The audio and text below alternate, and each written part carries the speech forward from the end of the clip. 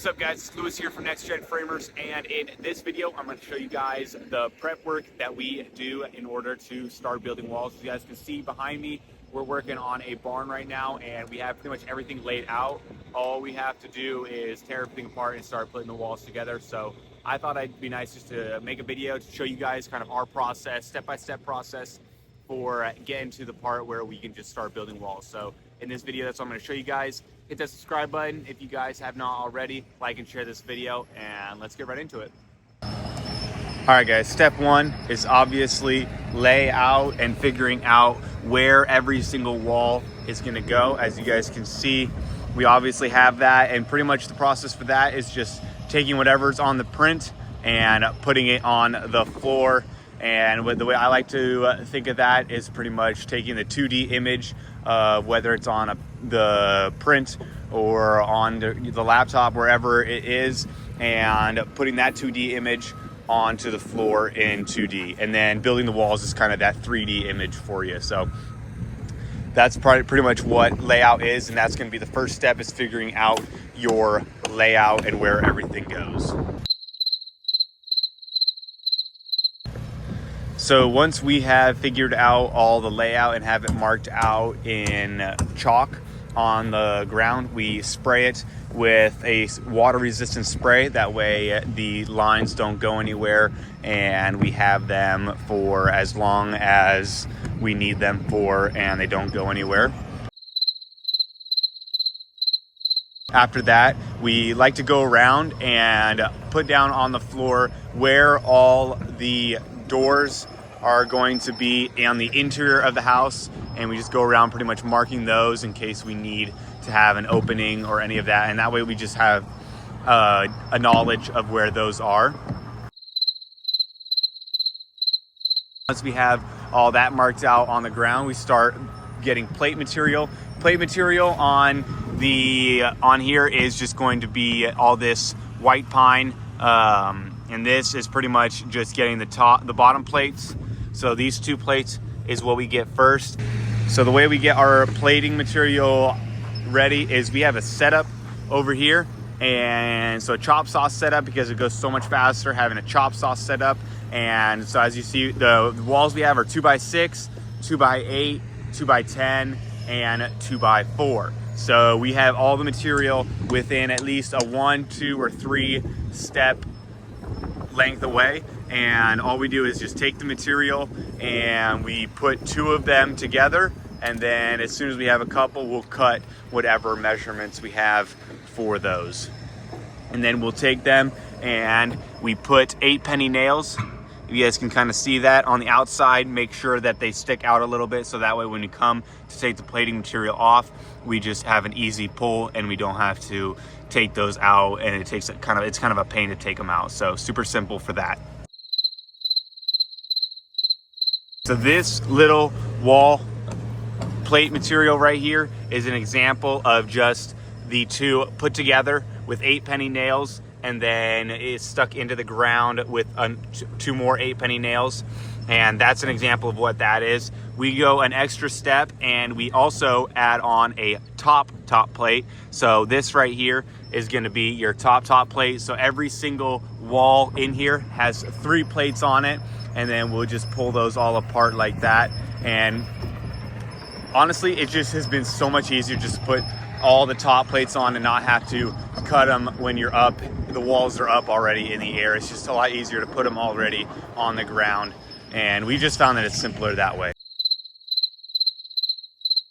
Once we have all of the top plate on everywhere, we will start layout, and all of our layout is on 16-inch centers.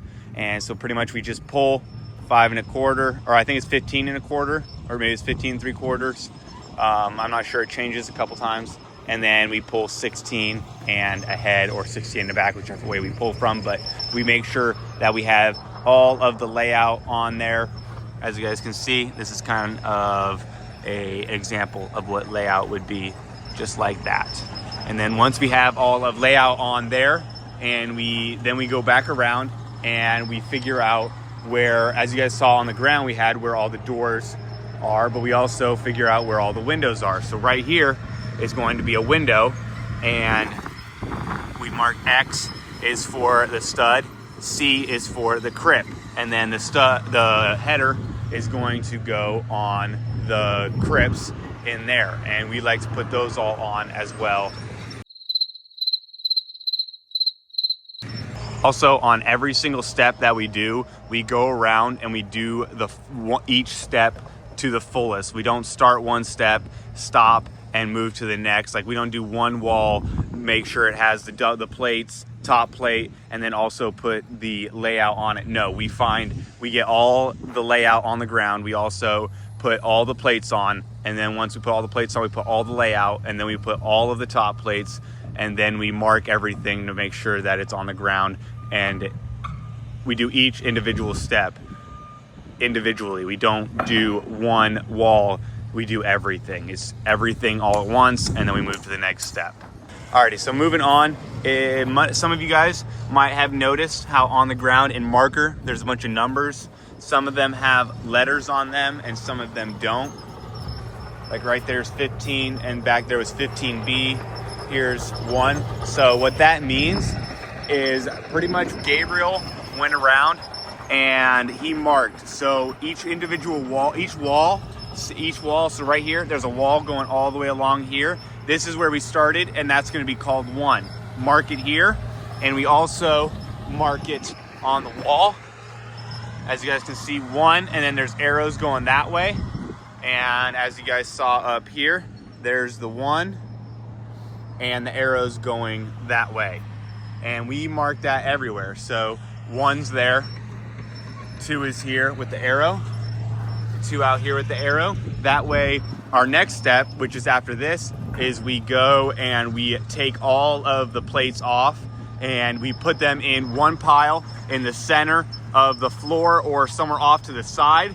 And then we will make in each individual wall in a big open space or kind of right next to it. And then these are all marked, so that way when we come back to going to set the walls where they in their respective places, we know which numbers are which, and it's just an easy numbering step process that will help us in the end. And we also mark, so right here, if you guys can kind of see, let me see if I can flip my camera. D6, 2x6.